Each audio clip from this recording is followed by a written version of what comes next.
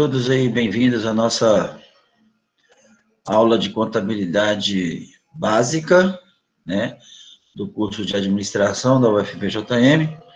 Hoje, 20, né, 20 de abril, estamos aí nos encaminhando para o final do semestre, esse semestre extemporâneo, né, especial, ofertado aí nesse modelo remoto. Mais curto, né, inclusive, né, o que faz com que a gente tenha que acelerar aí os nossos conteúdos, né, e considerando que amanhã é feriado, então eu tomei o cuidado de agendar essa aula para hoje, para a gente tratar dos assuntos finais aí da unidade 3, já preparando para a unidade 4, que é essa que está na tela para vocês aí, a análise das demonstrações contábeis, tá? Antes de entrar no mérito da análise das demonstrações contábeis, tá? Já respondi aí o pessoal que me perguntou sobre as atividades.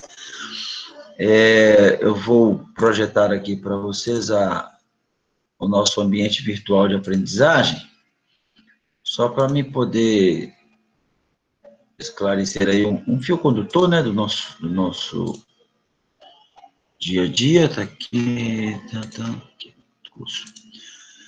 Então,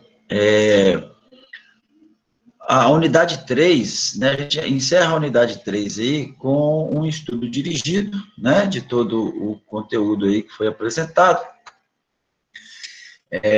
explicando aí o regime de caixa e regime de competência, os ajustes, fechamento do exercício social, e isso leva em conta o princípio básico aí do nosso conteúdo, né, que forma a unidade 4, que são os relatórios e demonstrações contábeis e financeiras das entidades. Então, aí, na unidade 3, nós exploramos, de uma forma bem simplificada, né, e muito rápida, diga-se de passagem, tá?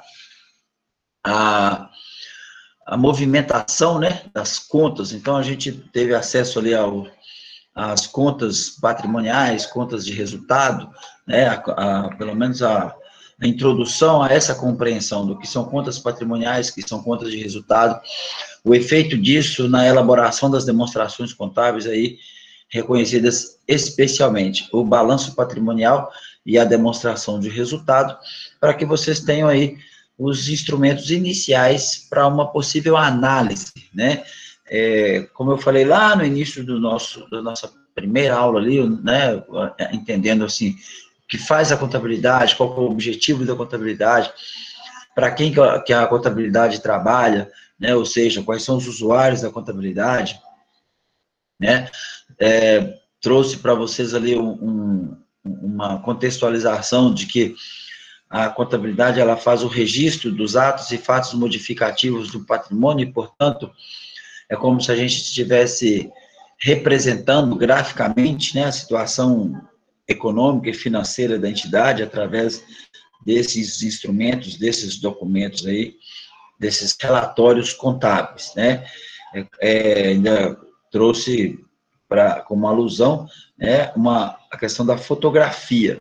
Então, é você registrar a entidade no exercício A, também no exercício B, e fazer essa comparação aí para ver, a nível de análise, né, a evolução dessa entidade, ou involução, ou quanto que estamos evoluindo, quais são os indicadores que ela está promovendo, etc.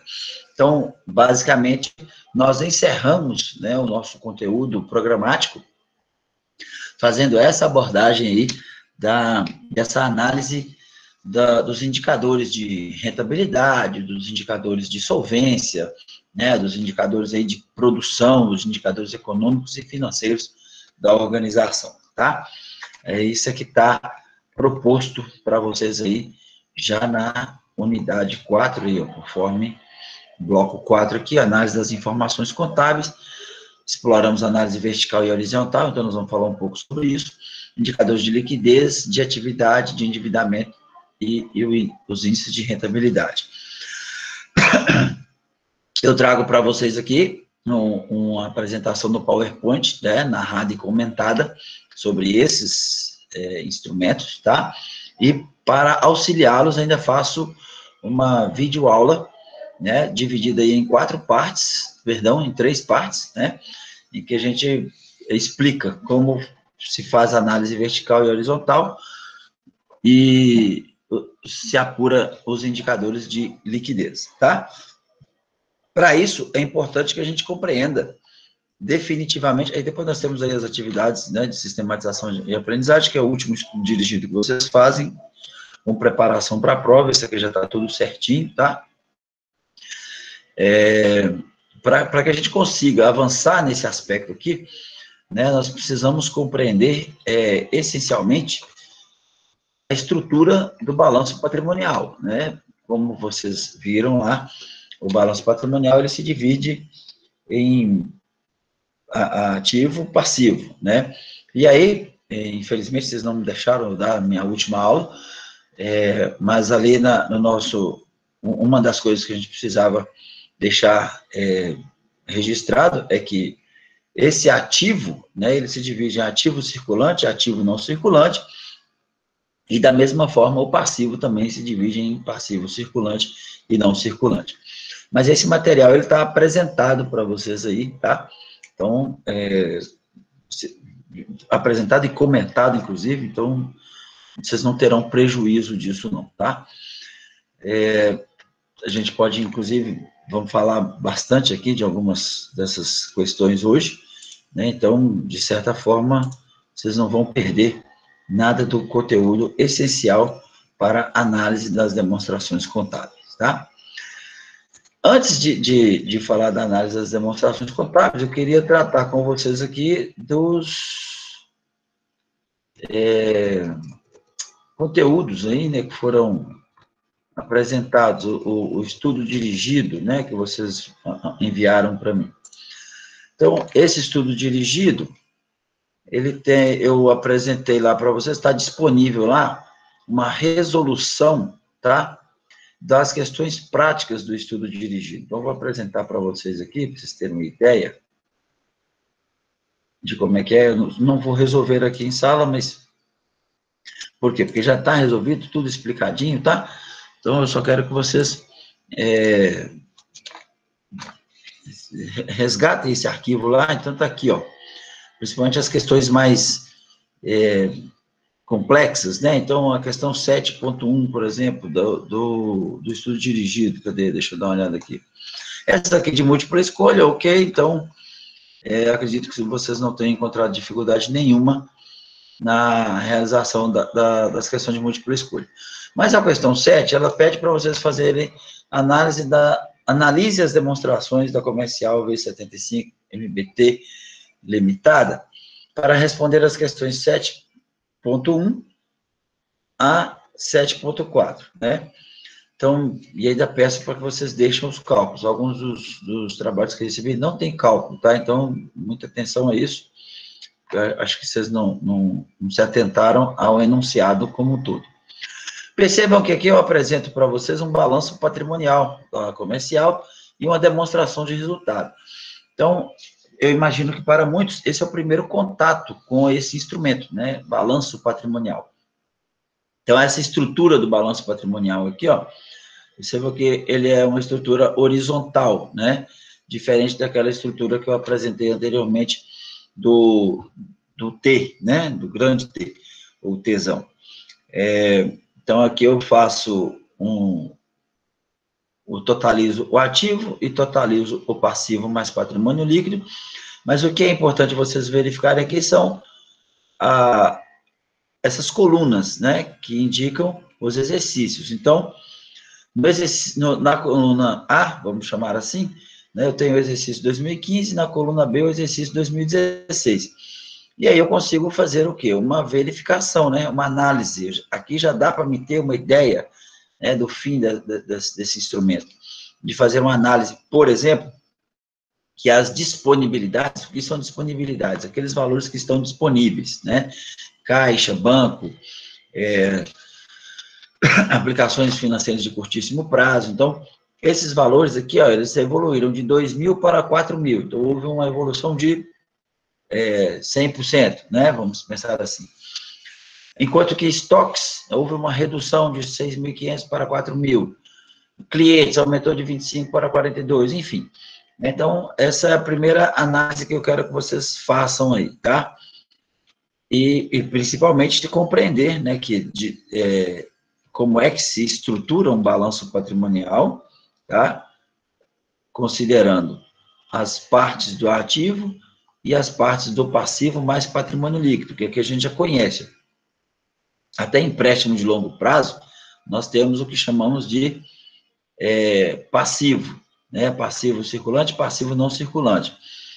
A partir de capital, reservas de lucros e lucros barra prejuízo acumulados, eu tenho o que chamamos de patrimônio líquido, né? Mas desse lado eu totalizo passivo mais patrimônio líquido. Aqui, essa expressão total P mais PL é meramente didático, tá? Normalmente, vocês não vão encontrar o documento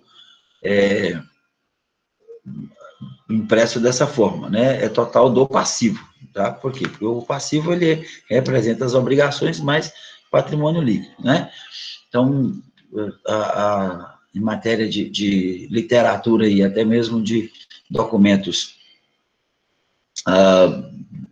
técnicos, né? Vocês não vão encontrar esse tipo de expressão aqui não, tá? Pessoal, vocês estão acompanhando a apresentação aí, ou eu preciso de um feedback seus, porque se tiver alguma coisa errada, eu tenho que corrigir, tá? Muito bem. E a demonstração do resultado do exercício, ela tem também essa estrutura aí, né? Qual que é a estrutura? Bom, a estrutura de receitas, tá? Das receitas nós deduzimos o custo das mercadorias vendidas, apuramos o resultado bruto operacional, depois deduzimos as despesas administrativas. Percebam que para a contabilidade a convenção é essa. Os valores negativos, né, digamos assim, os valores correspondentes a despesas, por exemplo, ou redutores, eles são representados entre parênteses, tá? Então, isso é muito comum em toda demonstração que vocês encontrarem, ela terá basicamente essa estrutura aqui, tá? Eu tenho despesas administrativas, depreciação, né, as despesas de um modo geral, e aí eu alcanço aqui o resultado antes do imposto de renda, que na literatura contábil vocês vão encontrar aí o LAIR ou LAGIR, né? LAIR, lucro antes do imposto de renda, LAGIR, lucro antes dos juros e imposto de renda, tá? Faça a provisão para o imposto de renda, que é o recolhimento do imposto sobre a renda, né? O cálculo do imposto de renda. Aqui eu não falei de contribuição social, mas eles normalmente são calculados em conjunto, tá? E aí, finalmente, eu tenho o resultado líquido do exercício de 4.500 para o exercício 2015 e de 6.000 para o exercício 2016, né? Então, nesse caso aí, nós teríamos um aumento, né, desse lucro para o exercício, e aí é o que a gente pede para que vocês avaliem. Questão 1, valor do ativo circulante. Então, aqui, para quê? Para que a gente consiga, já aprenda a identificar o que é ativo circulante, né? Aqui nós pedimos para indicar, foi efetuado o pagamento, tá, aqui é uma questão de cálculo. A questão 3, o capital circulante líquido nos 2 períodos, e a questão 4, o quociente de liquidez geral em 2016. Então, aqui a gente já está falando um pouco sobre a análise das demonstrações, tá? E aí, como eu imaginei que alguém pudesse ter dificuldade na resolução desse exercício, então eu trouxe para vocês aqui, ó, a questão 7.1, e aqui eu falo muito caprichosamente, como se eu estivesse explicando a aula mesmo, tá? Então, basta que vocês façam a leitura com atenção, que vocês vão conseguir compreender. Por exemplo, considerando o balanço patrimonial apresentado, temos o ativo circulante representado por. Então, aqui já dá uma ideia de o que representa o ativo circulante, né? O ativo circulante ele é representado por disponibilidades, estoques, clientes, descontado as provisões para devedores duvidosos e duplicatas descontadas, né, que representam antecipação de receitas. Portanto, o ativo circulante aqui seria R$ 43.500, né? Você vai lá marcar na sua questão cadê? Estudo dirigido. O estudo dirigido, você iria marcar essa opção, letra C, 43.500, tá? Outra coisa que eu queria dividir com vocês também é que, além dessa atividade, né, resolvida, então, a questão 2 da atividade, quer dizer, estudo dirigido, deixa eu ver aqui. O estudo dirigido, a questão 7.2 é o quê? Está pedindo. Com base unicamente nos dados fornecidos, pode-se identificar que foi efetuado um pagamento de dividendos na ordem de 3.500. A liquidez imediata apresenta uma acentuada queda em X9, né, ou X8, enfim. E aí eu faço o cálculo aqui para que vocês entendam o que aconteceu em X9 e X8. No que se refere à distribuição de dividendos, o resultado de 2016 foram destinados 3.500 para os acionistas e 500 para a reserva de lucro, o que gerou a obrigação, mas não o efetivo pagamento, né? Então, para o cálculo da liquidez imediata, a gente destaca que eu ensino vocês como é que faz a liquidez imediata, tá? Vamos falar disso aqui agora, dentro de poucos minutos, né? Então, como pode ser observado, o índice aumentou de 1,58 para 1,76. Então, a letra C, a afirmativa, é incorreta, e a letra D, observando as estruturas do patrimônio líquido, nós temos, né, que o PL é 33.543, que indica um aumento de capital social por iniciativa do sócio. Ademais, a informação adicional esclarece que do resultado de 2016 foram destinados 3.500 para os acionistas e 500 para a reserva de lucro, tá? Então, se vocês tentarem resolver aí, e mesmo assim não conseguirem compreender, né, essa explicação que eu coloquei aqui, acredito que a partir do momento que nós começarmos a tratar, né, da análise das demonstrações contábeis, aí a coisa fica mais compreensível, tá? Então, vamos à análise das demonstrações contábeis. Deixa eu projetar essa janela para vocês.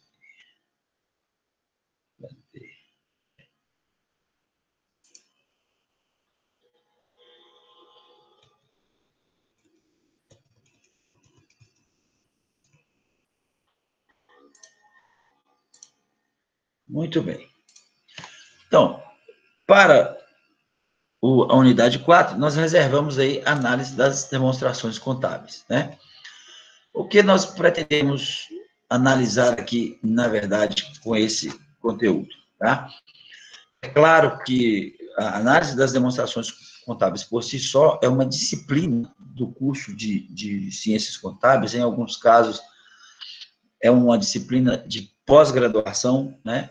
É uma disciplina de cursos específicos, porque são várias as variáveis que a gente pode desenvolver a partir do conhecimento das demonstrações contábeis, tá? Mas aqui nós vamos tratar de pelo menos as principais, as essenciais, né? Então, a análise de balanço, ela pode ser reconhecida como a arte de extrair informações relevantes que levem para onde se pretende chegar. Essencialmente, deixa eu apresentar uma tela para vocês aqui. Se vocês, né, por exemplo, para quem está aí tensionado a movimentar o mercado de capitais, conhecer as ações, né, o universo de ações, a bolsa de valores, etc. Esse assunto aqui, ele é de extrema importância, né? Por quê? Porque é com base nesses indicadores que vocês estariam ali tomando a decisão, tá? De, por exemplo, investir em ações de uma determinada companhia, né? Então, para quem ainda não conhece, deixa eu colocar aqui, balanço patrimonial da... Cadê? Balanço patrimonial da Petrobras. Para quem ainda não conhece, né? Tem aqui para vocês aí, ó. Vocês têm condição de ver.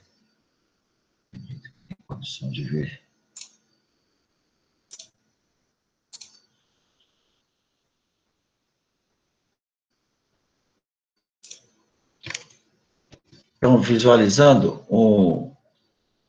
uma página da Petrobras aí, que eu coloquei para vocês, o balanço financeiro da Petrobras?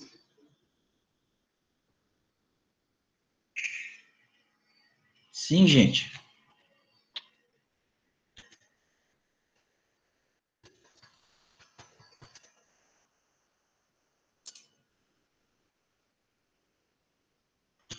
Então, esse balanço financeiro da Petrobras aqui, ó, percebam que ele está sendo apresentado, isso aqui são o que nós chamamos de demonstrações trimestrais, tá?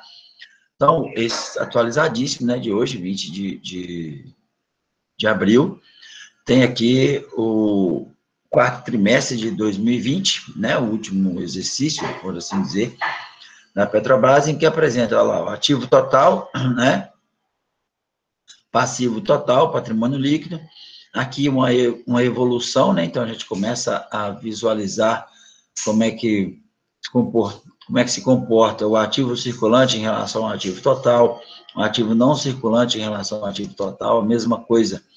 Eu tenho o passivo total, passivo circulante, não circulante e patrimônio líquido. Então, qual que é a composição do meu passivo, né? O meu passivo é composto de quê? De circulante, não circulante e patrimônio líquido. Do meu passivo total, quais são as minhas maiores obrigações? São de curto prazo, de longo prazo ou com sócios investidores, tá vendo?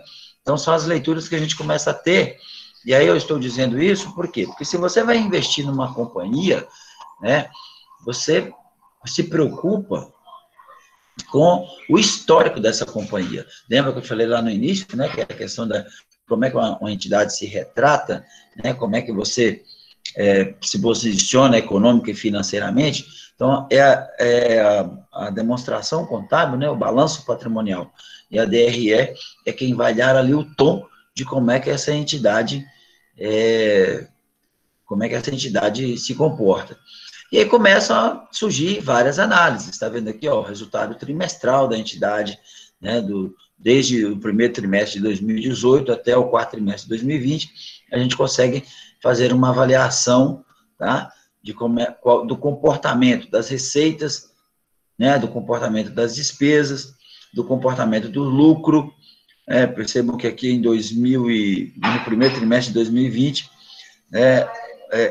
ela vinha dando lucro até o quarto trimestre de 2019, em 2020 ela deu um prejuízo, né, violento aqui, e aí ela começou a recuperar, reduzindo esse prejuízo, alcançando um lucro de 6 bilhões, no exercício, no último trimestre de 2020, composto aí por outubro, novembro e dezembro, tá? Então, aqui é o resultado trimestral, aqui já passa a ser o resultado anual, é importante que vocês saibam também que isso é consolidado, né? O que é que eu chamo de consolidado? É da entidade e todas as suas subsidiárias, mas é importante também que vocês entendam contabilidade avançada, né, para a gente poder falar desse assunto. Mas, basicamente, o que eu quero mostrar para vocês aqui é a utilização prática do conteúdo que nós estamos aprendendo nessa unidade 4, né? De fazer essa análise aqui, por exemplo, olha, de fazer a análise da evolução, né, do custo dos bens ou serviços vendidos. Você vai destacar ali uma rubrica, vai depender da relevância, é claro, dessa rubrica, né, e fazer a análise da evolução. Que tipo de análise que nós vamos fazer, professor? Eu posso fazer análise vertical ou análise horizontal, né? Por que eu tomei exemplo como a Petrobras? Bom, é uma das entidades, né? Das empresas aí listadas no segmento Bovespa, deixa eu ver se eu acho aqui, ó, Bovespa, né? Do segmento Bovespa, e esse segmento, né, o que isso quer dizer? Isso quer dizer que ele compõe ali o índice Bovespa, né, que é o negociado, que dá ali a segurança e credibilidade para o mercado estrangeiro investir na Bolsa de Valores, no mercado de capitais do Brasil, tá? E aí, por conta disso, eu destaquei a Petrobras, que juntamente com a Ambev e outras tantas empresas, deixa eu puxar ali que vocês vão entender, mas aí também é preciso que a gente tenha uma leitura, né, de contabilidade. Cadê? É preciso que a gente tenha uma leitura de contabilidade financeira, né, de administração financeira, que vocês vão ter logo aí esse conteúdo também, tá? Para que vocês entendam, por exemplo, essa questão aí do investimento, né, da empresa. Oh, aqui deu erro, gente, sinto muito. Eu acho que é porque o pregão saiu, eu não consigo mais acompanhar, tá? Mas, de qualquer maneira, fica a dica para vocês aí, ó, do site da Bovespa. Deixa eu fechar esse aqui, abrir outro. Eu tinha deixado tudo já disponível, acho que esse aqui vai dar certo.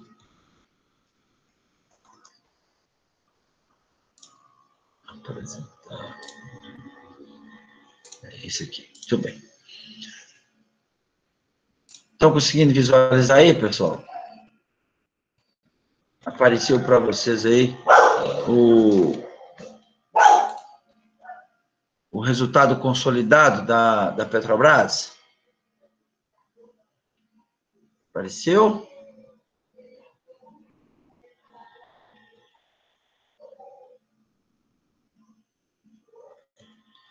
Então, olha, aqui eu tenho, tá vendo? Esse relatório ele é publicado pela entidade, tá? Então, percebam que aqui todas as contabilidades, né, de todas as subsidiárias, todas as empresas ali que compõem o grupo Petrobras, enviaram as demonstrações contábeis e financeiras para que se consolidasse nessa demonstração em que eu apresento o quarto trimestre de 2020, terceiro trimestre de 2020, quarto trimestre de 2019, né?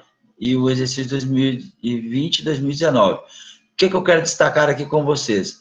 A possibilidade de eu fazer uma análise horizontal, né? O que eu chamo de análise horizontal? A verificação de 2020 em relação a 2019, ou seja, o quanto evoluiu ou involuiu, né? Essa rubrica diesel, essa rubrica gasolina, né? Essa rubrica nafta, aí vai depender do critério que eu vou adotar e da relevância que eu vou adotar, né? Então, quando eu falo que a análise é horizontal, então eu estou pegando essa linha, né, e vou fazer a análise de uma coluna com a outra.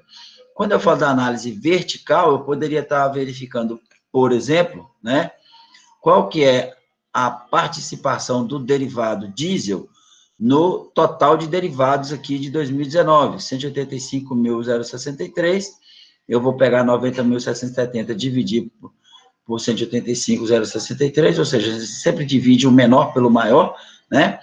E aí eu tenho o valor em índice, ou seja, em percentual, né? Que está já demonstrado aqui, ó, que essa variação que foi encontrada aqui, tá vendo? Então, a partir daqui a gente começa a ter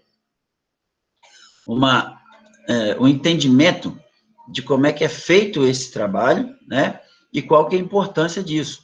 Inclusive, no relatório publicado pela Petrobras, ali pelos seus auditores internos, eles fazem essa apresentação aqui, faz a exposição e a explicação, né, item por item. Então, é bom que vocês, num futuro não muito distante, terão acesso aí a esses conteúdos e vão se divertir muito, né, fazendo análise desses documentos aí e produzindo esses indicadores, tá? É isso. Então, dada aí a importância, né, dos indicadores econômicos e de todas essas, todos esses efeitos, né, que a apuração desses documentos importam.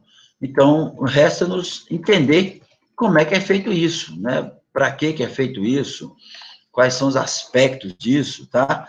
Então, eu preparei essa apresentação aqui para vocês, tá? Eu vou deixar ela disponível também lá no nosso ambiente virtual. Então, logo a gente tenha condição, deixa eu só projetar ela aqui para vocês, um minutinho.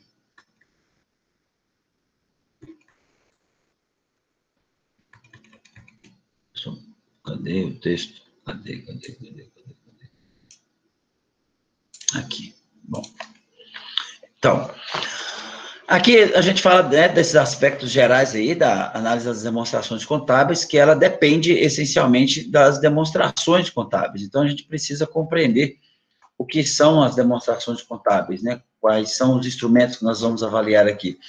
Nesse primeiro momento, nós vamos tratar essencialmente das demonstrações contábeis, né, de duas demonstrações contábeis, que é o balanço patrimonial e a DRE, tá?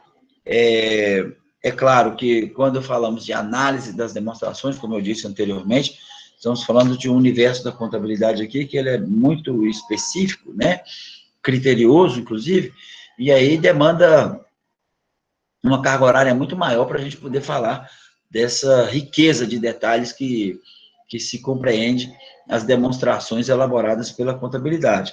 Porque não ficam só na DRE e no balanço patrimonial, né? Nós temos a DRE, balanço patrimonial, DMPL, DLPA,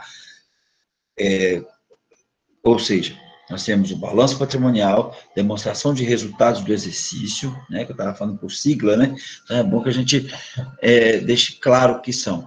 Então, a DRE, o que é a DRE? Demonstração do resultado do exercício.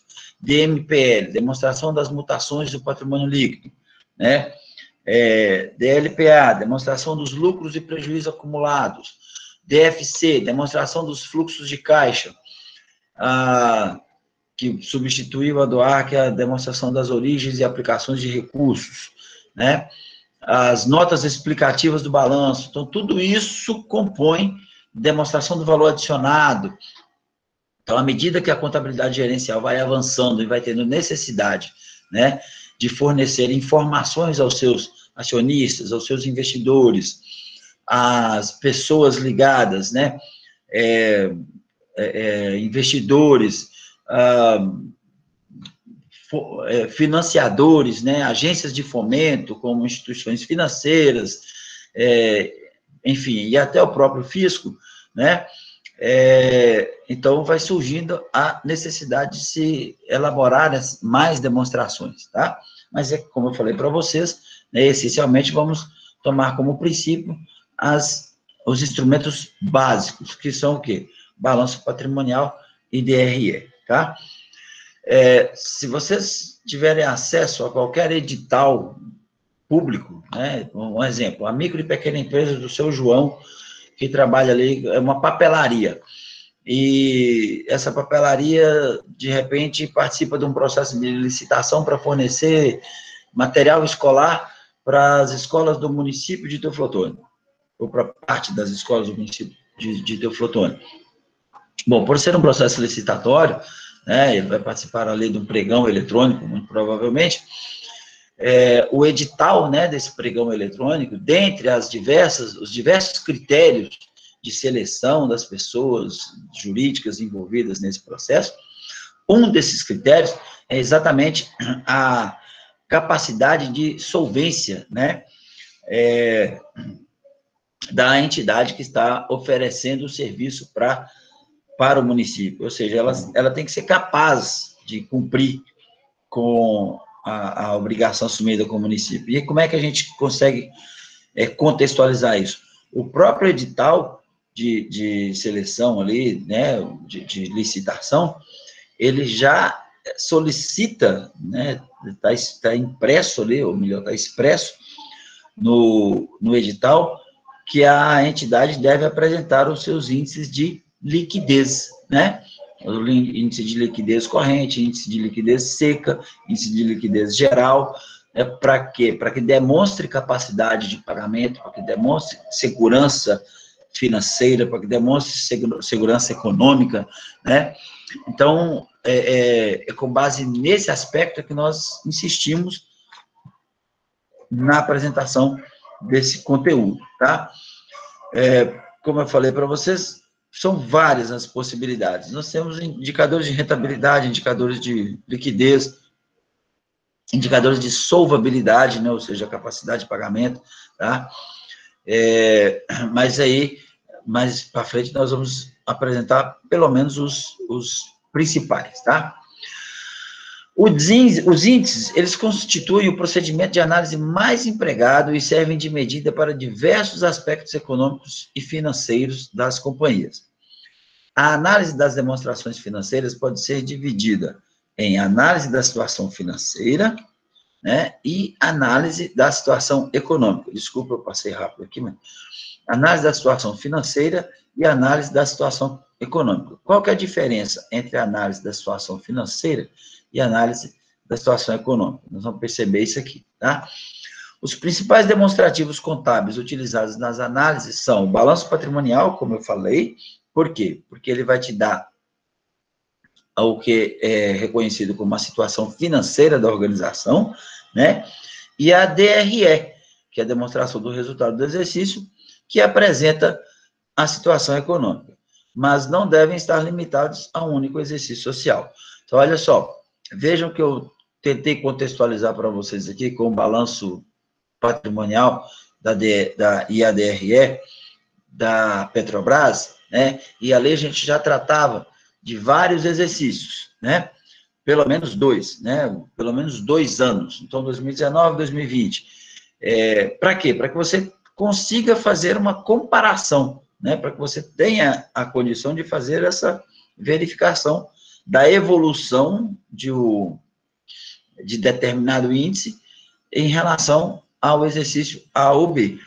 Então, em nível de investimento, quando você procura fazer uma aplicação financeira, ou quando você procura comprar títulos, né, ou adquirir ações de determinada companhia, a prudência é que a gente faça uma análise de um histórico aí de mais de 10, 20 anos, para ver o comportamento dessa organização nos últimos 5, 10, 15, 20 anos, né? E com base nesses indicadores é que você vai estar definindo onde é que você vai colocar seu rico dinheirinho ali, tá? Então, é isso que a gente está dizendo aqui agora, não deve ser limitados a um único exercício social. Não é porque a entidade deu lucro no ano de 2020 que você vai chegar e vai simplesmente aplicar. Como é que foi em 2019? E 2018? Né? E 2017? E o cenário, qual que era o cenário à época? Qual que era a taxa de inflação da época? Né? Qual que era a taxa de juros básicos do país à época? Então, isso tudo a gente leva em consideração para poder determinar aí esse cenário de investimento, tá? Então, adicionalmente, é importante combinar os índices obtidos, né, com para que você tenha ali uma conclusão mais assertiva. Então, um exemplo, você foi lá e aplicou o índice de rentabilidade e identificou que a rentabilidade dessa entidade está equivalente a 1,4%. Nossa, eu vou aplicar meu recurso numa entidade dessa para render 1,4% ao ano, isso é um absurdo, né? Mas aí, se você for considerar que nenhuma aplicação financeira, né, poupança, e aí eu nem digo poupança, estou dando poupança aqui como referência para vocês se ligarem a aplicações, tá? Mas CDB, RDB, fundo de renda fixa, qualquer um desses não rende nem 1% ao ano. Então, ora, se você for fazer essa comparação direta, você já está percebendo que o índice que você apurou, né, de rentabilidade daquela organização já é melhor do que qualquer outro tipo de aplicação. Qual que seria o próximo passo a ser avaliado? O próximo passo é verificar a permanência desse índice, né? Ali. Qual que é a oscilação desse índice? Ele deu em 1,4% nesse exercício, mas e no exercício anterior? Foi mais ou foi menos? né, para que você possa ter aí uma segurança de projetar um cenário e verificar em que níveis o seu investimento estaria rendendo para os próximos 2, 3, 4 ou 5 anos, que são os prazos mínimos para se fazer esse tipo de aplicação, tá? Muito bem. Aqui eu trago para vocês algumas questões estruturais, né? Então, as demonstrações financeiras. O balanço patrimonial. Nós já sabemos disso, mas eu vou insistir em aqui, no caso, né, recapitular com vocês que o balanço patrimonial é o conjunto de bens, direitos e obrigações vinculados a uma entidade empresarial num determinado momento, suscetíveis à avaliação econômica. O ativo representa bens e direitos de propriedade da empresa, mensuráveis monetariamente, então é importante que a gente comece também já ter essa leitura técnica, né, que representam benefícios presentes ou futuros, expressos investimentos da empresa, né, aquilo que já chamamos de aplicações, lembra? Então, aqui nós estamos aplicando os recursos da organização. Onde? Nos ativos. Quais ativos? Os bens e direitos da organização, que são mensuráveis monetariamente. Quando eu falo que são mensuráveis monetariamente, é porque tudo que for de propriedade da organização, ela tem que ter um valor monetário, né? Nós temos que ser capazes de converter isso em capital. Quer ver um exemplo? A marca de uma entidade, né? A marca de uma entidade é um valor muito subjetivo, né? Um exemplo, quanto vale a marca da Coca-Cola? Quanto vale a marca Bombril? Quanto vale a marca Dell? É essa que eu estou usando aqui agora. Então, isso é muito subjetivo, tá? Porque tem questões emocionais, tem questões de goodwill, então, são vários valores intrínsecos aí nessa composição do valor da marca. Mas se eu fosse negociar essa marca no mercado, qual que seria o valor estimado dessa marca? Tá vendo? Então, nós estamos propondo o quê? É claro que isso, para que eu consiga determinar o valor dessa marca, eu vou submeter a uma avaliação, né, de um perito no assunto, e esse perito vai emitir um laudo, e com base nesse laudo eu vou registrar no ativo da organização lá que a marca, né, tem um valor comercial que equivale a tantos milhões ou tantos mil, enfim. Tá? Mas o que eu estou dizendo aqui? Eu estou dizendo que eu consegui, ainda que seja, ou por mais subjetivo que seja, eu consegui mensurar monetariamente a marca da entidade. Tá? E aí eu faço ali a representação monetária, a representação financeira, né, do meu ativo. Da mesma forma, o passivo, né, obrigações com capital de terceiros. Lembra que eu falei? Que são capital de terceiros? As agências de fomento, né, ali que são os bancos, financiadores, fornecedores, né, trabalhadores, enfim, todos aqueles que têm crédito para com a organização, né? E o patrimônio líquido, que são os recursos dos proprietários aplicados na empresa. Então, o ativo é igual passivo mais patrimônio líquido, é aquela equação básica que nós fizemos por várias vezes, né? Aqui nós fazemos essa reflexão de que o balanço patrimonial, ele reflete a posição financeira em determinado momento. Então, lá na apresentação que eu trouxe para vocês da Petrobras, nós representamos a situação financeira da Petrobras em 2019 e em 2020, né? E no gráfico, né, no gráfico analítico, nós tivemos condições de representar aquilo desde 2018, né? De que forma? Bom, vamos sintetizando as informações extraídas do balanço patrimonial e transferidas para aquele instrumento analítico ali, tá? Então, o balanço patrimonial, ele reflete a posição financeira em determinado momento, né? De um lado, os bens e direitos que totalizam o ativo, de outro, o passivo e o patrimônio líquido, que são as obrigações com terceiros e recursos dos próprios sócios investidores.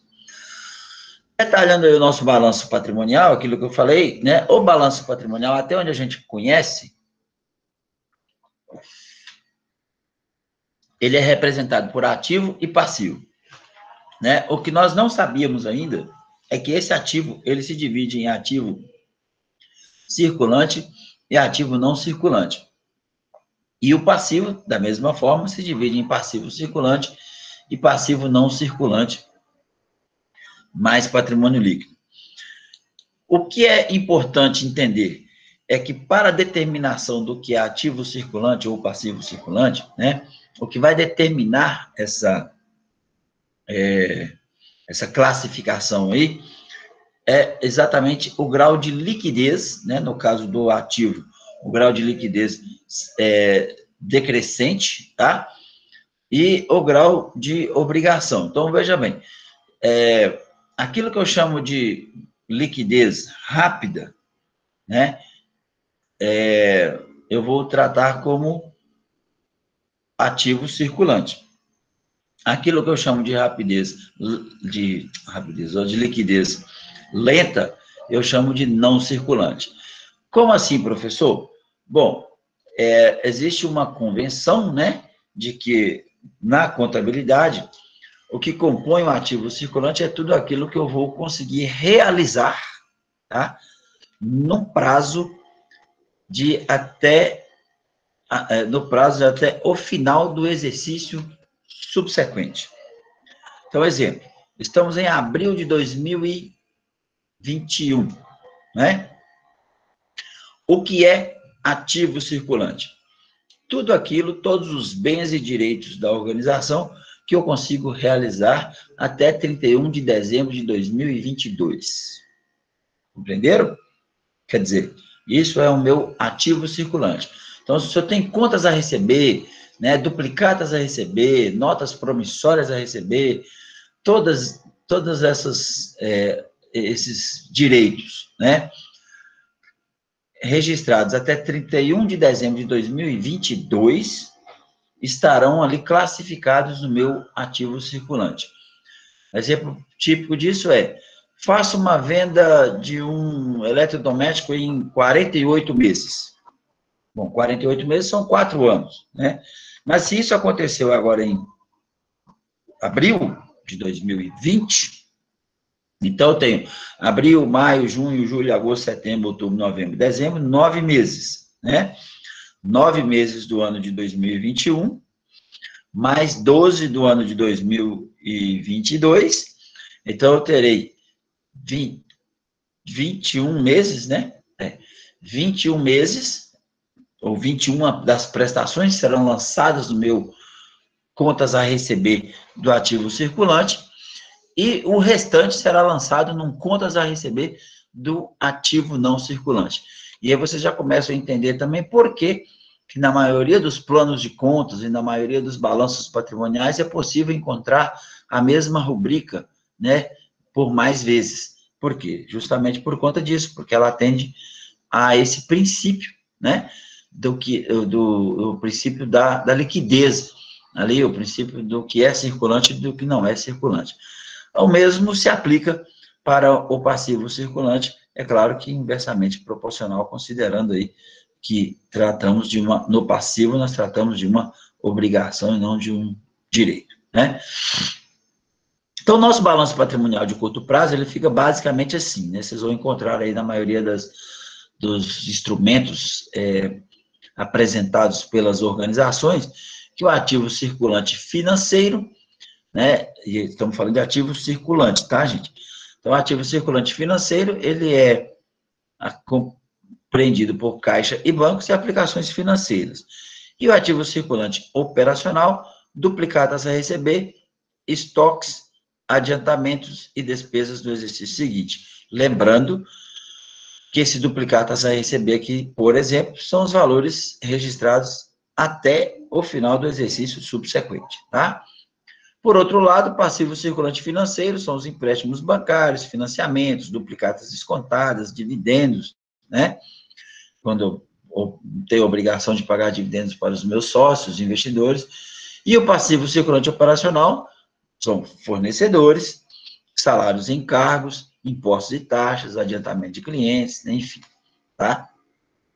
Aí eu compreendo o que eu chamo de balanço patrimonial de curto prazo, né? Então, se eu tivesse que fazer uma análise do meu ativo circulante dividido pelo passivo circulante, eu vou pegar essas informações aí que estiverem computadas para essas rubricas, né? Somá-las e dividir uma pela outra e vou achar o índice. Por outro lado, eu tenho o que chamamos de ativo não circulante, né? Então, dividir o meu ativo circulante em ativo, dividir o meu ativo total em circulante e não circulante, e o passivo total em passivo circulante e não circulante. Outra observação importante a fazer é que o ativo circulante também é chamado de capital de giro, né? Então, ele tem a liquidez rápida, de até 1 ano. Mas eu insisto para que vocês não se atenham a entender que a liquidez ou esse giro rápido aqui seja de até 1 ano. Na verdade, não é 1 ano, né? Como eu falei, é até o final do exercício subsequente. Vou até corrigir isso aqui antes de colocar para vocês essa apresentação aí, tá? Já o ativo não circulante é aquilo que nós chamamos de ativo realizável a longo prazo. Lembra? Aquelas prestações que eu não consigo realizar até o final do exercício subsequente, então eu chamo ela de longo prazo, né? Então, se eu não conseguir receber esses honorários, se eu não conseguir receber essa duplicata até o final de 2022, então, todos esses valores serão lançados a longo prazo, tá? Investimentos com finalidade não operacional, tipo terrenos, obras de arte, né, ações, etc. Imobilizados como bens corpóreos destinados à manutenção da empresa, máquinas, móveis, edificações, equipamentos, utensílios ali, né? E os intangíveis, que são aqueles bens incorpóreos destinados à manutenção da empresa, como direitos autorais, patentes, marcas, né? Como eu acabei de exemplificar para vocês, tá? Por outro lado, temos o que chamamos de passivo não circulante, que são as obrigações com vencimento após 1 ano. Exemplo, financiamentos de longo prazo. Eu financiei lá um veículo em 72 meses, né, que é muito comum agora nesse mercado, que nós temos 72, 80 meses, até 96 meses. Já vi compromisso aí de até 96 meses. Financiamento da casa, por exemplo, é 180 meses, né, 200 meses. Então, isso é longuíssimo prazo, tá? Você vai destacar ali o que for correspondente ao exercício ao curto prazo, né? O circulante, e o restante será lançado aí como não circulante. E o patrimônio líquido, que é o capital social, reservas de capital, reserva de reavaliação, reserva de lucro, né? Essas reservas de lucro, se a empresa deu lucro, tem que fazer o destaque da reserva legal, as reservas estatutárias, reserva para contingências, e os lucros ou prejuízos acumulados conforme forem apurados aí. Pronto, essa é a estrutura do nosso balanço patrimonial, de qualquer balanço patrimonial, tá? Por maior que seja a organização, a entidade que você estiver fazendo análise, a estrutura do balanço patrimonial é essa. E se eu quiser sintetizar o balanço patrimonial da Petrobras em AC, ANC, PC, PNC, é isso, entende? Eu vou ter um trabalho enorme para poder condensar as contas, tá? Mas ativo circulante, ativo não circulante, passivo não circulante, hoje, né, na atual conjuntura que vivemos, é uma linguagem universal dos países que comungam do mesmo universo das normas internacionais de contabilidade. Brasil, Estados Unidos, Alemanha, Japão, China, Reino Unido, Inglaterra, Reino Unido, né? França, Itália, né? Todos temos a mesma leitura, a mesma interpretação das demonstrações contábeis, tá? Já não existe mais necessidade de estar fazendo correção monetária, né? A única coisa que você faz é a conversão dos valores para a moeda de publicação da demonstração contábil, mas a estrutura elementar do balanço patrimonial é essa daí, tá? Muito bem. E aí, né, em complemento ao balanço patrimonial, nós, como demonstração financeira, nós temos a demonstração do resultado do exercício, que tem o objetivo básico de apurar o lucro ou prejuízo obtido pela empresa durante determinado período. É aquilo que está no exercício lá, né, a unidade, o exercício 7, né, a gente faz essa verificação analítica aí, tá? Com base no regime de competência, que é aquilo que nós aprendemos na unidade passada, né? A diferença entre regime de caixa e regime de competência, tá? Então, independente do que foi pago ou recebido, regime de competência, tá? É um relatório que apresenta de forma sintetizada o resultado de tudo que a empresa vendeu, obteve de receita e tudo que a empresa gastou para a consecução dessas vendas, tá? Então, esse relatório, enquanto o balanço patrimonial evidencia a situação financeira da empresa, a DRE evidencia a situação econômica da empresa, tá? E aí nós temos a estrutura básica de uma demonstração do resultado. Começa ali pela receita bruta, tá? A receita bruta formada por quê? Vendas, né? Vendas à vista e a prazo, que independe se você recebeu ou não, porque nós estamos falando do regime de competência, né? Feitas aí as deduções de impostos, taxas, custo da mercadoria vendida, devoluções, né? Apura a receita líquida, menos o custo das vendas ou dos serviços, e aí eu tenho o lucro bruto.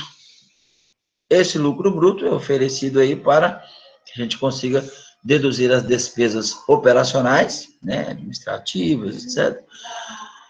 E aí eu tenho o lucro operacional. As despesas não operacionais, na verdade, essa é uma linguagem um pouco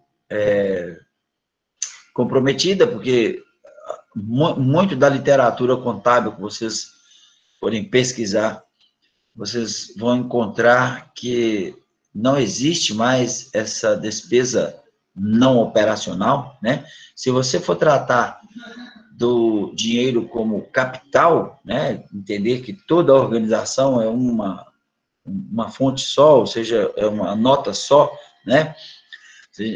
Que o dinheiro ele está sempre em atividade, né? Então, se ele está sempre em atividade, não tem como dizer que essas despesas seriam despesas não operacionais. Toda aplicação feita com o recurso da organização é operacional, tá? Mas aí é claro que nós vamos ter que tratar desse assunto com mais tempo, né? Com mais dedicação, especificamente sobre essa questão do operacional e não operacional.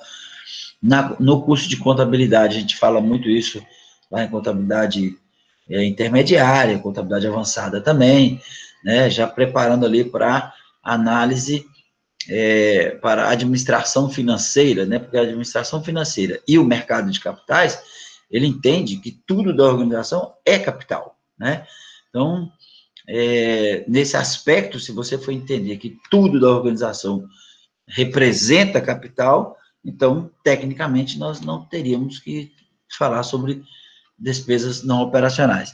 Mas é muito comum, né? Vocês encontrarem na literatura também essa expressão, despesas não operacionais, e aí você, deduzindo essas despesas, você vai encontrar o que chamamos de LAIR, que é o lucro antes do imposto de renda, tá? E aí eu faço a provisão do imposto de renda.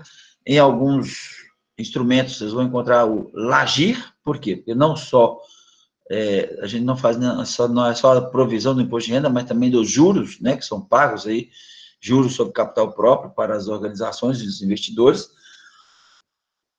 E aí sim eu faço a provisão para o imposto de renda, e eu tenho lucro depois do imposto de renda, faço a distribuição ali de participações, contribuições e doações, e finalmente eu tenho o lucro líquido capaz de ser apurado aí o lucro líquido por ação do capital social, que é outro indicador que a gente pode identificar já a partir da DRE, tá? Muito bem, então, enquanto análise das demonstrações financeiras, né, a ênfase no balanço patrimonial e na demonstração do resultado do exercício é que a demonstração, o balanço patrimonial, ele apresenta a situação financeira e o balanço patrimonial mais DRE demonstra a situação econômica. E aí eu tenho condição de fazer o índice de liquidez, o índice de endividamento, o índice de atividade, o índice de rentabilidade e muitos outros índices que sejam relevantes aí para o que nós vimos construindo, né, ano após ano, uma contabilidade gerencial, né, uma contabilidade que ela avança. Eu falo que esse conteúdo, para mim, é um dos mais interessantes da contabilidade, porque ele permite a gente fazer uso dos instrumentos de uma forma direcional, né? Ou seja, é com base nos indicadores apurados aqui nessas demonstrações, que a gente consegue subsidiar a administração, né, para que ela consiga fazer uma boa gestão, né? Claro, que estamos sempre partindo do pressuposto de que todas as informações são colhidas aí com o máximo de esmero, né, e que a gente tenha uma contabilidade regular, ativa, proeficiente, né? Então, com base nesse aspecto, a gente teria ali condição de estar sempre subsidiando a administração a tomar as decisões de acordo com aquilo que seja mais favorável, mais coerente, né, com a finalidade maior da organização, que seria fazer o capital render mais, né, ter mais resultado econômico e financeiro, tá? Então, né, uma pergunta-chave que a gente faz para quem é empresário, para quem não é, né, para quem vai lidar com isso, né, você sabe qual que é a real situação da sua empresa? Então, agora vocês sabem a real situação da Petrobras, que eu apresentei para vocês, né, ali, inclusive, tem até o valor da ação dela hoje no mercado, quanto que começou e quanto que terminou, né? Mas essa provocação que eu faço para vocês aqui é exatamente levando em consideração tudo isso, que para mim poder ter essa real situação da empresa, não basta ter um balanço patrimonial e a demonstração do resultado do exercício, né? É importante que eu consiga interpretar essas demonstrações, né? Que eu consiga ler essas demonstrações e tirar dali informações que sejam capazes de dizer qual é a real situação da minha empresa, se é uma situação de crescimento, né? Se é uma situação de encolhimento, se é uma situação de retração, né? Então, todas essas respostas, né, elas são encontradas a partir da utilização desses indicadores da situação financeira. Então, aqui eu apresento para vocês os indicadores de estrutura patrimonial, né? Como é que eu faço o cálculo do indicador de estrutura patrimonial? Dividindo o capital de terceiros pelo capital próprio, né? Como é que é isso? Passivo circulante mais exigível a longo prazo dividido por patrimônio líquido. Eu não vou explorar índice por índice desse para vocês aqui, porque já está muito bem explicadinho aí, né? Composição do endividamento. Como é que eu faço para identificar a composição do endividamento? Passivo circulante, dividido pelo passivo circulante, mais exigível a longo prazo. O que é importante destacar para vocês aqui é o seguinte, é que uma vez de posse de um balanço patrimonial, né, e de uma DRE, você seja capaz de identificar o que é um passivo circulante, o que é um exigível a longo prazo, o que é um patrimônio líquido, né? Quais são os valores que compõem o passivo circulante, quais são os valores que compõem o passivo não circulante, quais são os valores que compõem o ativo total, quais são os valores que compõem o ativo permanente, quais são os valores que compõem o patrimônio líquido, do exercício A, B e C, né, dependendo aí do nível de análise que a gente esteja fazendo, tá? Então, Aqui é importante que você pegue cada índice desse, índice de capital de terceiros dividido por capital próprio, índice de composição do endividamento, índice de endividamento geral, índice de imobilizado do capital próprio, índice de imobilização dos recursos permanentes, né? Você pegue cada um desses elementos e faça uma simulação com as demonstrações que nós já apresentamos em nossos exercícios práticos, tá? E, principalmente, entender que esses aqui que estamos apresentando nesse momento são o que nós chamamos de índices de estrutura patrimonial, tá? Então, os indicadores da situação financeira, eu tenho os índices de estrutura patrimonial, que são esses aqui, tá? O capital de terceiros sobre o capital próprio, composição do endividamento, endividamento geral, imobilização do capital próprio e imobilização dos recursos permanentes, tá? E tem o que nós chamamos de índices de solvência. O que isso quer dizer? São os índices de capacidade de solvência, são os índices de capacidade de pagamento, né?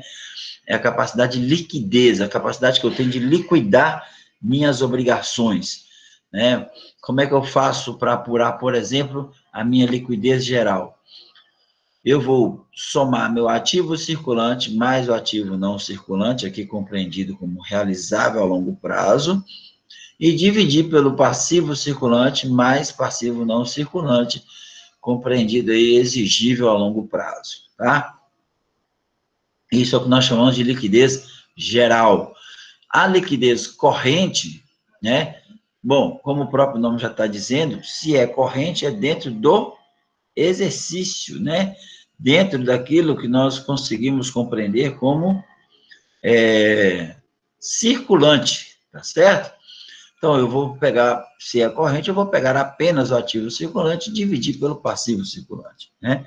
Já a liquidez seca, eu vou desconsiderar alguns valores que compõem minha liquidez corrente, né? Meu ativo circulante aqui, ó, e dizer o seguinte: se eu tivesse que pagar hoje, né, minhas obrigações, como seriam? Porque percebam que no meu ativo circulante faz parte o estoque, né? E eu não consigo, dependendo da minha atividade, eu não vou conseguir transformar esse estoque em receita, em valor monetário mesmo, né, em dinheiro, no prazo de execução da minha obrigação, por exemplo, tá? Da mesma forma, as despesas do exercício seguinte. Então, o que eu tenho que fazer? Eu tenho que pegar meu ativo circulante, que é esse mesmo aqui, tá? E descontar aqui estoques e despesas do exercício seguinte para poder dividir esse valor pelo passivo circulante. Aí sim eu vou ter uma liquidez mais real, né? Que é exatamente o que eu posso pagar naquele momento, tá? Então, por isso é que lá no início a gente falou que não adianta você fazer a análise de um índice específico, né? De um índice só. A gente precisa fazer a análise de um conjunto de índices para poder determinar a saúde financeira dessa organização, tá? E aqui, finalmente, são aqueles indicadores que nós identificamos a partir da demonstração do resultado do exercício. Margem bruta. Como é que eu alcanço a margem bruta de uma organização? Dividindo, né, o lucro bruto pela receita operacional. Então, dá para vocês perceberem que quando eu falo lucro bruto pela receita operacional, eu estou fazendo aqui o quê? Uma análise vertical, né? Por quê? Porque eu vou pegar o lucro bruto lá da minha DRE e dividir pela receita operacional líquida. Então, isso é um exercício vertical, né? A margem operacional, da mesma forma, a margem líquida, markup global, que é a marcação de preço ali, tá? A taxa de retorno, que é o retorno sobre o ativo operacional. Eu vou pegar o lucro operacional, então, eu preciso da DRE, tá? Para dividir sobre o saldo médio do ativo operacional. Então, eu preciso da DRE e preciso do balanço patrimonial série histórica, né? Eu preciso de uma série histórica aqui, ó, do balanço patrimonial para me poder alcançar essa taxa de retorno, porque sem a série histórica eu não vou conseguir fazer esse saldo médio, né? Então, eu preciso fazer o saldo médio do ativo operacional para que ele possa ser dividida pelo lucro operacional que foi extraído lá da minha DRE. E o retorno sobre o investimento total, que é o lucro líquido sobre o saldo médio do ativo total, tá? Então, com base nesses indicadores aí, a gente já conseguiria, né, apresentar uma fotografia mais consolidada de qualquer organização, de qualquer entidade, mas, repito, não adianta eu fazer isso de um exercício apenas, né? Eu preciso fazer isso de uma série histórica para que eu consiga ir comparando esses índices, né? E tendo a leitura da evolução patrimonial ou retração patrimonial, a evolução econômica, a retração econômica, a evolução financeira da organização como um todo, tá? Então, como eu disse anteriormente, né, a técnica de análise está basicamente constituída de 3 procedimentos, que é a análise vertical, ou estrutura, né? Acabei de falar para vocês. Então, quando eu pego o valor do lucro bruto, do lucro líquido, perdão, e divido ali pela receita operacional, né, eu estou fazendo uma análise estrutural, né, da organização. A análise horizontal, mostrei para vocês lá no balanço trimestral da Petrobras, né, que é aquela análise em linha, em que eu faço a análise das colunas, né, ou seja, o comportamento da organização no exercício A, exercício B, no ano 1, ano 2, ano 3, e análise por quocientes ou índices, que são esses que nós estaríamos estabelecendo a partir de análise de liquidez geral, liquidez seca, né, liquidez corrente, de endividamento, de rentabilidade, né? Então, eu vou fazendo o registro desses índices e comparando eles ano a ano, para que a gente possa concluir aí essa saúde financeira, né? Determinar essa saúde financeira, compreender se há saúde financeira ou não da organização, tá? Aqui nós falamos do que é essa análise vertical ou de estrutura e a análise horizontal, né, que são os procedimentos da análise de balanço, que permitem uma análise mais apurada, ou seja, demonstrar qual a conta mais relevante do grupo investigado e sua variação ao longo do tempo. Claro, como eu falei também já anteriormente, depende muito da relevância da rubrica, né, para que você faça essa análise. Nós não vamos pegar um balanço patrimonial de determinada entidade ou determinada organização e fazermos a análise horizontal, né, de todas as rubricas, tá? Normalmente a gente faz o quê? Sintetiza isso, né? Por isso é que eu acabei de falar para vocês de que eu tenho condições de, mesmo uma Petrobras com toda a estrutura de razão dela, né? De razão que a gente fala de contas. E aí eu consigo sintetizar isso em ativo circulante, não circulante, passivo não circulante. Olha, já estou dando ali o quê? Uma característica de relevância, né, para a minha análise, ou seja, direcionando a análise para o ativo circulante e o passivo circulante, né? Ah, mas ativo circulante eu quero identificar as disponibilidades. Ok, então nós vamos destacar a disponibilidade por conta da relevância de representar disponível de caixa, disponível em banco e aplicações financeiras, né? Então, é claro que isso vai depender muito do posicionamento da administração, tá? E é por isso que a gente diz que a contabilidade é cada vez mais gerencial, né? A análise vertical, ela calcula o percentual de cada conta em relação ao grupo a que pertence. Então, é uma questão estrutural, como eu disse anteriormente, né? Para mim determinar, por exemplo, a quanto corresponde o estoque no ativo circulante ou no ativo total, eu vou pegar o estoque e dividir pelo ativo circulante ou pelo ativo total, né? Então, a gente calcula o percentual de cada conta em relação ao grupo, o percentual mostra a sua importância no conjunto, né? Que até para a gente determinar a relevância dessa rubrica, né, nós vamos fazer essa avaliação, e a partir dessa avaliação a gente começa a identificar quem é que mais compromete a receita, por exemplo, né, quem é que mais compromete, quem é que mais puxa, né, a despesa, enfim. Então, por meio da análise vertical, a gente calcula os coeficientes de participação comparando as partes pelo todo, tá? Aí a gente fala das possibilidades de avaliação, tá? Muito bem, eu vou avançar aqui. Bom, aqui nessa apresentação, eu trago alguns exemplos para vocês, tá? Mas considerando o adiantado da hora, né, já estamos finalizando a nossa aula de hoje, eu vou deixar esse assunto aqui para a gente concluir, tá? No nosso próximo encontro. Acredito que terça-feira a gente consegue finalizar isso aqui, tá bom? E aí a gente faz esse caso prático, tá? De avaliação, né? De análise das demonstrações contábeis, que seria a avaliação da conta do estoque. Aqui eu tenho outro exemplo, quer ver? Que é esse exercício de fixação 1, tem um outro exercício de fixação 2 e o exercício de fixação 3, tá? Então, eu vou deixar a parte prática, esses exercícios aqui, para a gente fazer na nossa próxima aula, ok? E aí eu acredito que a gente consegue finalizar esse conteúdo. Ok, gente? Tudo bem? Alguma dúvida? Alguém quer fazer algum apontamento, alguma observação?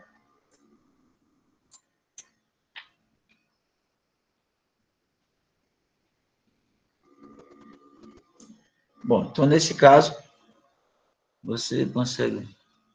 Não, eu não vou disponibilizar mais a aula gravada, tá? Eu acho um desrespeito, Sara, para quem está assistindo a aula aqui agora. Por exemplo, nós estamos com 6 alunos em sala de aula assistindo a aula, né? Até o final. Então, eu não vou disponibilizar mais a aula. Eu estou gravando a aula por questões de registro, mas eu não disponibilizo mais. Eu acho isso de uma falta de respeito tremendo com vocês que participam e comigo também, né, que estou aqui. Estamos juntos aqui há 1h30 tratando desse assunto, tá? Então, eu não disponibilizo mais a aula gravada, eu vou disponibilizar, olhe lá, talvez, quem sabe, a apresentação do PowerPoint, tá bom? Mais alguma coisa? A data dos exercícios, posso fazer nada. Infelizmente, eu disse que não vou prorrogar e não vou prorrogar. Mais uma vez, eu insisto. Qualquer benevolência, qualquer ato de benevolência que eu fizer aqui, eu estaria sendo injusto com quem entregou dentro do prazo. Então, eu sinto muito, mas não vou prorrogar.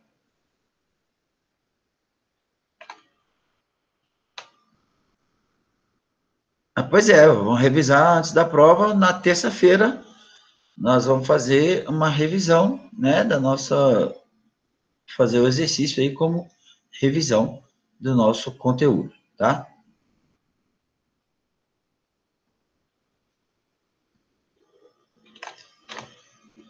Mais alguém? Não? Bom, então é isso. Boa noite a todos e a todas, né? E até a nossa próxima aula, terça-feira, no mesmo horário, tá bom? Um abraço. Tchau para vocês. Bom feriado para vocês também.